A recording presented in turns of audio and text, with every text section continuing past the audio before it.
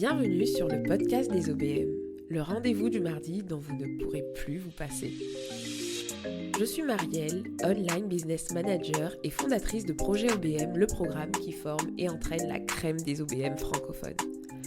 Dans ce podcast, seul ou avec des invités, je partage avec vous des conseils et des réflexions pour vous aider à développer une activité d'OBM qui embrasse vos aspirations.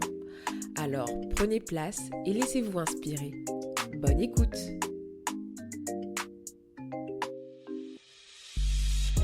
Bienvenue dans ce nouvel épisode de podcast dans lequel je suis ravie de vous retrouver. On reprend les épisodes, c'est le début d'une nouvelle saison, la saison 2 du podcast des OBM.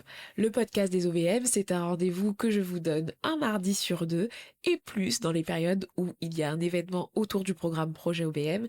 Mais le rythme à retenir, c'est quand même à chaque fois une semaine sur deux au minimum. Donc je suis ravie de vous retrouver pour toujours plus de valeur, toujours plus de clés pour vous aider à développer votre activité d'online business manager, que vous soyez déjà lancé ou que vous explorez encore ce nouveau métier que vous venez de découvrir. Et aujourd'hui, on prend un sujet de circonstance puisqu'on va parler de l'entrepreneuriat. Dans quoi vous vous lancez lorsque vous devenez indépendant, lorsque vous ouvrez votre micro-entreprise, lorsque vous quittez le salariat pour devenir freelance? Je trouve qu'on n'en parle pas assez parce qu'aujourd'hui, quand on regarde certains contenus business, quelle que soit la niche, il y a certaines choses qui me hérissent quand même les poils. C'est que je vois qu'on vend une vision peut-être, selon moi, un peu trop simplifiée et parfois trompeuse de l'entrepreneuriat. Deviens coach et gagne 10 000 euros par mois en 3 mois, travaille au bord d'une piscine, va chercher tes enfants, travaille quand tu veux, etc. Tout ça, c'est une réalité, hein. Beaucoup de métiers, dont le métier d'online business manager, permettent une forme de flexibilité, un style de vie qui n'est quand même pas celui d'un salarié qui va peut-être ne pas être épanoui dans ce qu'il fait. Donc oui, l'entrepreneuriat est une porte ouverte pour plus de flexibilité, plus d'alignement dans ce que vous faites, mais il y a quand même des choses qui ne sont pas la réalité. Par contre, oui, c'est possible. Je suis pas en train de vous dire que l'entrepreneuriat, c'est difficile et donc n'y allez pas. Je veux juste que vous soyez conscient de ce dans quoi vous allez mettre les pieds. Parce que ce genre de discours qui sont un peu simplets sur bah oui, deviens assistante virtuelle, deviens OBM, lance-toi à ton compte, vis de ta passion, tu verras, c'est facile, tu seras libre, etc. Ben en fait, il y a toute une partie de l'histoire qu'on n'a pas. Et cette partie de l'histoire, quand on ne l'a pas en tête et qu'on commence l'entrepreneuriat, ben on se met à déchanter, on se demande même si c'est nous, si on est nul ou pas. Alors qu'en réalité, c'est la réalité de plein de personnes. Pourquoi je fais cet épisode aujourd'hui? Parce que je suis entrepreneur depuis presque 5 ans, que j'ai découvert l'entrepreneuriat, j'ai découvert plein de choses. Alors bien sûr, moi je trouve que je me suis lancée avec une vision quand même assez lucide, mais je sais tout ce que j'ai enduré pour vivre de mon activité. Ça n'a pas été un processus facile et je pense que c'est important de le dire. Parce que certains vont croire que ils sont en échec total, alors que finalement c'est le chemin qui veut ça. C'est le chemin qui veut que oui, trouver ton premier client, c'est peut-être parfois compliqué. C'est le chemin qui veut que peut-être que la première offre que tu vas lancer, elle va pas cartonner. Est-ce que ça veut dire que c'est la fin? Non. Et je veux apporter ce type de discours parce que je veux vous aider à rentrer dans l'entrepreneuriat avec une vision claire de ce qui vous attend pour pouvoir avoir la bonne posture. Et d'ailleurs, cette illusion, ce mood d'avoir l'entrepreneuriat facile, etc., on y contribue tous d'une façon ou d'une autre. Parce que le marketing veut que vous soyez attirés par des choses qui vous font rêver.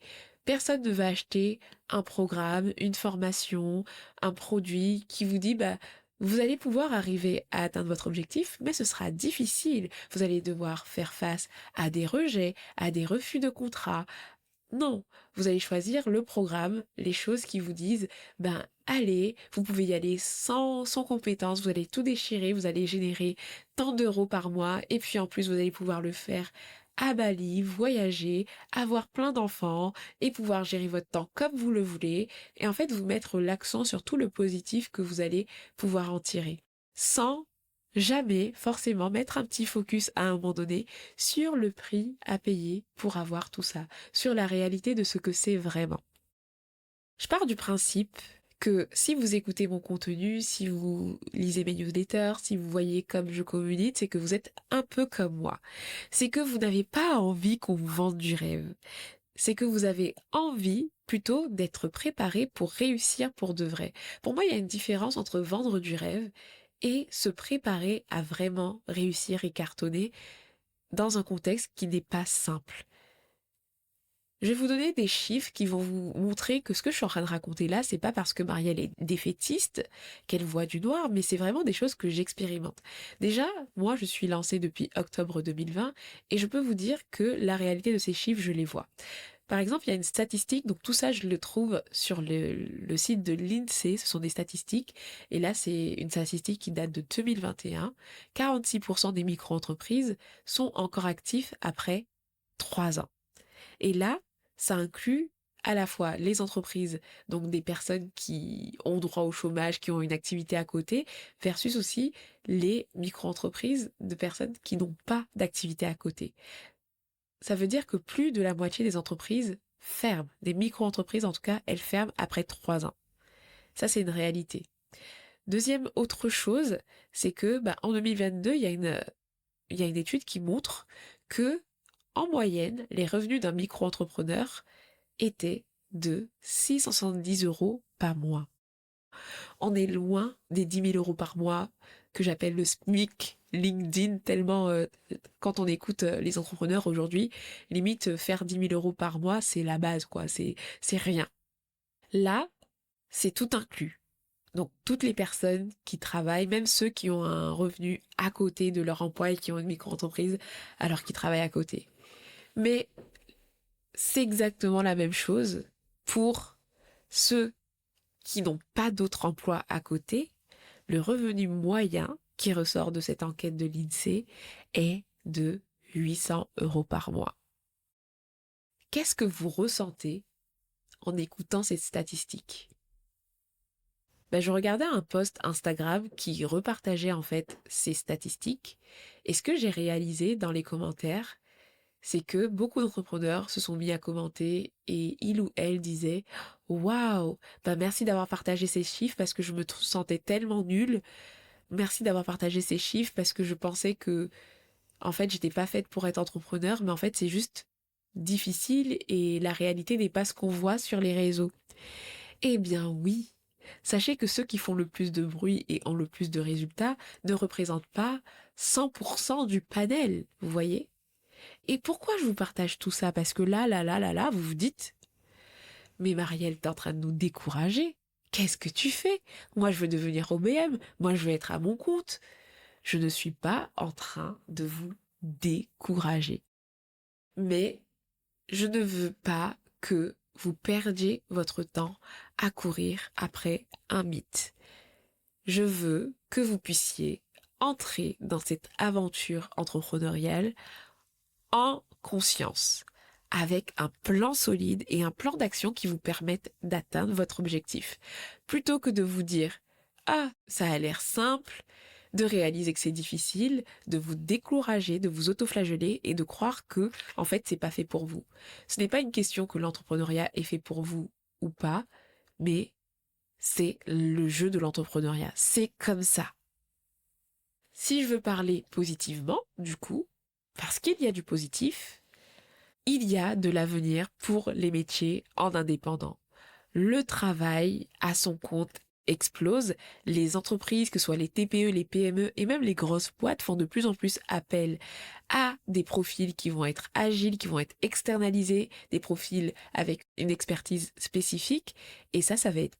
C'est nous. Ce sont les freelances. Les besoins en freelance se font savoir. Il y a pas mal d'articles qui sortent sur des COO à temps partagé, des chefs de projet à temps partagé, des OBM, des profils en fait qui vont être flexibles et ce besoin ne fait que croître. Ce qui fait que le marché pour les freelances est en train de s'étendre. L'économie autour du business en ligne, autour du freelancing, est en train de prendre de l'ampleur, là où le salariat est en train de diminuer.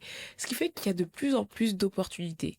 Mais moi, je veux que vous viviez de cette activité. Je veux pas que vous surviviez comme ces 800 euros en moyenne. Le but, c'est de vivre de son activité. Et pour moi, quand on veut se lancer dans l'entrepreneuriat et qu'on veut avoir conscience des choses pour mettre en place le bon plan d'action, il faut avoir en tête ces 4 vérités. 4 vérités à connaître et à intégrer quand on passe de salarié à indépendant, et ce, quel que soit le métier, quelle que soit la forme d'entrepreneuriat que vous allez faire. On est dans un podcast qui s'adresse aux OBM, mais là, clairement, peu importe la voie que vous choisissez lorsque vous passez du salariat à l'indépendance, voici les 4 vérités qui me semblent essentielles à avoir en tête de par mon expérience. La première des vérités, c'est que la passion peut devenir un piège. Attention à la passion.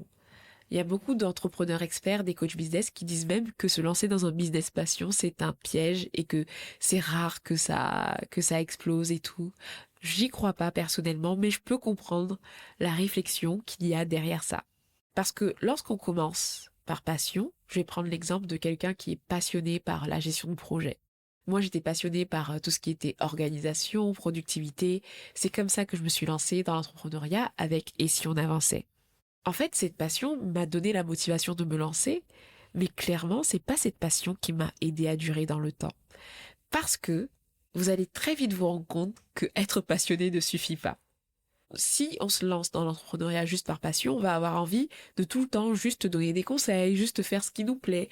Alors qu'entreprendre, moi je vous assure, surtout au début, je faisais plein de choses que je n'aimais pas. J'ai dû créer une formation alors que je n'avais jamais fait ça auparavant. Quand je me suis lancée à mon compte en tant que formatrice, j'ai dû prospecter, j'ai dû créer une offre, j'ai dû oser parler de mes prix, oser dire que je vendais tel truc alors que à l'époque, il n'y a pas de diplôme en fait pour l'organisation et la productivité.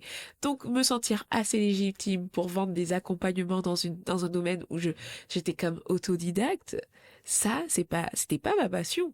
À la base, ma passion, c'était d'accompagner les gens, de les aider. C'était pas de vendre, c'était pas de créer un compte Instagram, c'était pas d'oser me montrer en story, c'était pas oser mettre un prix aligné à ma valeur. C'était pas ça. Donc la passion ne va pas vous suffire.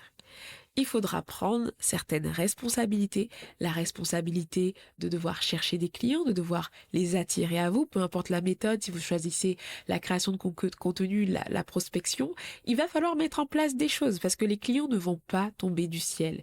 Juste votre expertise, juste vos compétences, juste votre passion ne suffira pas. Et il faut bien en avoir conscience. La passion peut être un bon moteur au début, mais ça ne peut pas être une stratégie.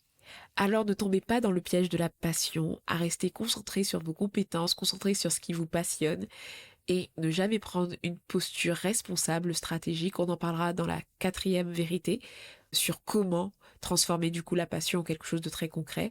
Mais voilà, ayez en tête que la passion peut devenir un piège et que lorsqu'on se lance à son compte, ce n'est pas juste la passion qui compte, mais ça va être aussi toutes les casquettes que vous allez devoir porter, notamment au début de votre activité, où en fait vous êtes seul. Donc vous allez devoir être celle qui facture, être celle ou celui qui va à la recherche de clients, être celui qui crée du contenu alors même que vous n'êtes peut-être pas à l'aise. Il y a plein de... Voilà, vous pouvez créer une activité qui va être alignée. Vous n'êtes pas obligé de créer de contenu si vous n'aimez pas. Mais ce que je veux dire par là, c'est que vous allez devoir porter d'autres casquettes qui ne font pas partie de votre package. Il va falloir l'accepter. Beaucoup de à côté finalement, à côté de votre passion. Vous n'allez pas faire que votre passion et c'est important de l'avoir en tête. Deuxième vérité, avoir peur ou encore échouer, c'est complètement normal. Je sais que moi, quand je me lançais, j'avais peur et je me disais que cette peur, cette crainte, ces doutes allaient finir par passer un jour. Mais plus je parle avec des entrepreneurs, plus je fréquente des entrepreneurs quand je suis dans leurs coulisses, donc des gros entrepreneurs qui sont connus, et plus je réalise que, en fait, ils ont des doutes encore. Ils ont des peurs. Moi, qui enregistre cet épisode de podcast, ou peut-être que tu admires ce que je fais, tu admires mon travail, que je suis peut-être un peu plus avancée que toi, sache que je doute encore des fois, que j'ai peur parfois à certaines étapes. Et ça fait partie du processus entrepreneurial, ça fait partie du truc. Quand j'écoute des interviews d'entrepreneurs qui sont bien accomplis, qui sont bien loin en termes de structure, en termes, voilà, ils ont des sociétés valorisées, en fait, ils parlent de leurs doutes, ils parlent de leurs craintes. Et en fait, Ça fait partie du processus entrepreneurial. D'échouer aussi. L'échec fait partie de l'entrepreneuriat. On échoue tellement de fois. Des postes qui vont flop, une cliente ou un client qui ne va pas signer, une offre qui va pas être la bonne. Vous allez être dans une mission et vous allez peut-être pas super bien assurer. En fait, ce que je veux vous dire, c'est que ça ne fait pas de vous quelqu'un de nul et qui n'a pas sa place. Ça fait partie du processus d'apprentissage. La différence entre celles et ceux qui avancent et celles et ceux qui abandonnent, c'est tout simplement leur rapport à l'échec. Je le réalise parce que moi, au début de mon aventure entrepreneuriale, à chaque échec, j'avais l'impression que c'était la fin. J'avais l'impression que j'étais pas faite pour ça. J'avais l'impression que c'est bon quoi. J'ai pas trouvé de client ou alors elle m'a dit non ou alors cette offre elle a flop. J'ai fait aucune vente à ma masterclass donc je ne suis pas faite pour ça. Non, ce n'est pas à cause de ces échecs-là que je ne suis pas faite pour entreprendre. Ces échecs, c'est un apprentissage. Ça reste un échec parce que oui, ça pique. Je suis pas en train de vous dire que l'échec n'est pas une réalité. On n'est pas dans un déni. On est juste en train de se dire que, en fait, ça va être normal de parfois se prendre des noms et ça ne va pas changer votre capacité à entreprendre, votre capacité à aller au bout de votre objectif. Ça ne doit pas vous décourager. Ça doit être une opportunité pour vous, l'échec ou même la peur, pour vous réajuster, pour faire des plans d'action qui répondent à ces facteurs-là. Essayez le plus de fois possible, testez, car c'est comme ça qu'on s'améliore. Si vous ne vous prenez pas un échec, comment vous allez savoir quoi réajuster? C'est en faisant un premier appel découverte qui a foiré que j'ai su comment en refaire un autre où je ne referai pas les mêmes erreurs. C'est comme ça qu'on apprend en fait.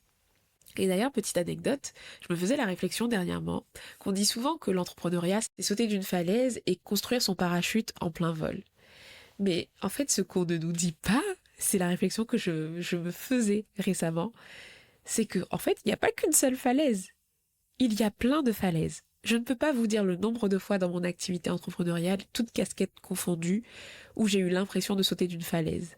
En recrutant un assistant virtuel, en faisant quelque chose, en investissant dans un programme, en lançant un nouveau programme, en prospectant un client qui me paraissait inaccessible. C'est plein de petites falaises que vous allez sauter. Mais, croyez-moi, ça en vaut la peine. Si vous avez une vision qui vous tient à cœur, cette vision, ça peut être une vision pour votre famille, une vision pour votre carrière, une vision parce que vous savez que vous êtes fait pour être dans cette voie en fait, que c'est là où en fait votre zone de compétence, là où vous excellez, votre zone de génie est épanouie dans une voie comme le métier d'OBM ou peu importe la voie. Si vous savez que vous devez être dans cette saison à votre compte, alors sachez que ne vous laissez pas décourager par ces échecs. Troisième vérité, vous prenez des risques, vous prenez beaucoup de risques en entreprenant. Vous n'avez pas de CDI, vous n'avez pas toutes les couvertures sociales qui sont rattachées à un CDI, à un contrat de salarié. Vous êtes en dehors des filets classiques que l'on peut connaître. Alors, pourquoi je vous dis ça? Votre facturation doit pouvoir intégrer cette prise de risque. Lorsque vous êtes à votre compte, vous financez vous-même votre mutuelle, vous financez vous-même votre retraite, vous financez vous-même vos congés, vous financez vous-même vos arrêts maladie potentiels. Un client qui est en retard égale pas de salaire, pas de rémunération ce mois-ci. Vous prenez un risque en étant à votre compte. Si vous ne faites rien, si vous êtes malade, si vous avez peu importe ce qui arrive dans la vie, vous prenez un risque en entreprenant. Vous n'avez pas de garantie fiable en fait. Même si vous signez un contrat, il peut s'arrêter. Et donc, pourquoi je vous parle de ça?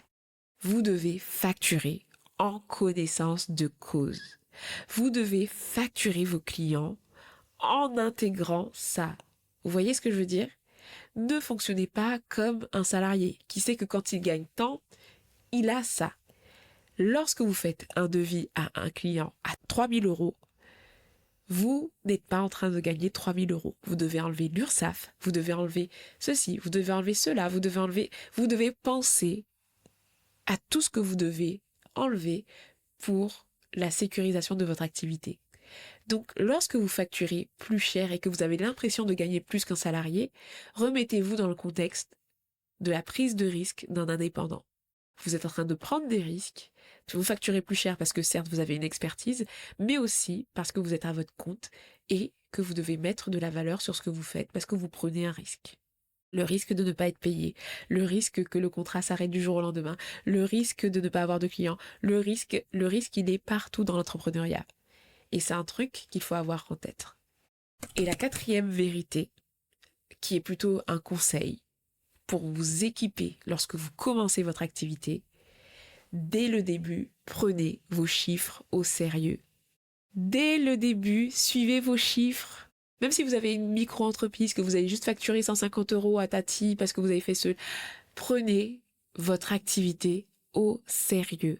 Et quand je dis prenez votre activité au sérieux, c'est que je vous encourage à vous fixer des objectifs concrets, des objectifs qui vous permettent d'être rentable. Fixez-vous des objectifs concrets. Je le répète parce que j'ai fait cette erreur. J'ai fait cette erreur de juste me dire « Ah, je vais prendre tel contrat. Ah, je vais faire telle mission. » Mais en fait, je naviguais à vue. À la fin du mois, à mes débuts, « Oh, j'ai gagné 800 €. Ah, 1200 €. Ah, 1500 €. Ah, 2000 €. » Je tapais dans le vent, en fait. J'avais aucune vision de chiffrer, en fait. J'avais des envie de sortir telle offre, envie de faire ceci. Mais derrière, je n'avais pas d'objectif financier. Alors que pourtant, on se lance tous pour la même chose, pour vivre de cette activité. Donc, lorsque vous commencez, portez directement votre casquette de chef d'entreprise. Vous voulez atteindre 3000 € par mois dans les 6 mois, 5000 € par mois dans les 6 mois? Ok. Combien de clients il vous faut? À quel prix? Quel taux de conversion de vos appels de vente vous devez avoir? Là, on parle des vraies choses. Et lorsqu'on est OBM, ça doit être encore plus vrai. Parce qu'on apprend aux entrepreneurs à structurer leur activité, à piloter avec des chiffres. Vivez cette réalité pour votre activité. Vivez-la aussi. Parce qu'elle va vous être utile. Votre côté structurant. Utilisez cette force pour votre activité dès le début. Vous n'avez pas un petit projet, vous n'avez pas un petit business.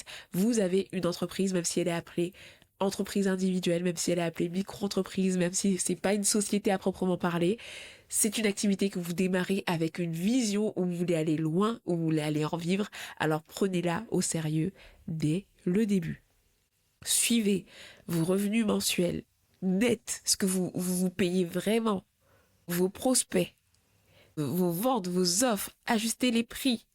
Bref, les entrepreneurs qui avancent, qui ont des résultats concrets, sont très souvent lucides sur leurs chiffres.